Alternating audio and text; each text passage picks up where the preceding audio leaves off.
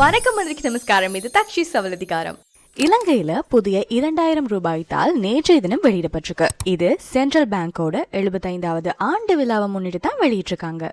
Central bank இதுக்கு முன்னாடியே நிறைய நினைவு நாணயத்தாள்களை வெளியிட்டிருக்காங்க. அந்த வரிசையில இது 5வது நினைவு நாணயத்தாள். இந்த 2000 ரூபாய் தாளோட முன்பக்கத்துல சென்ட்ரல் பேங்க் தலைமையகம், கொழும்பு நகரத்துல நவீன கட்டிடங்கள் மற்றும் 75th ஆண்டு லோகோவையும் போட்டிருக்காங்க. அதே மாதிரி இந்த தாளோட பின்பக்கத்துல ஸ்ரீலங்காவோட வரைபடம் மற்றும் தாமரைப்பூ இருக்கு.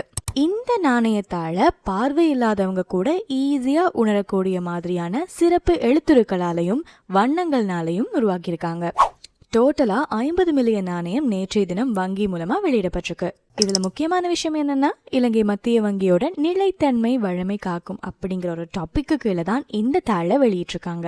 ஸோ நேற்றைய தினத்துல இருந்து இந்த தாள் சட்டப்பூர்வ பணமாகிடுச்சு. அதாவது தினசரி பரிமாற்றத்துக்கு இதை இனிமே யூஸ் பண்ணிக்கலாம்.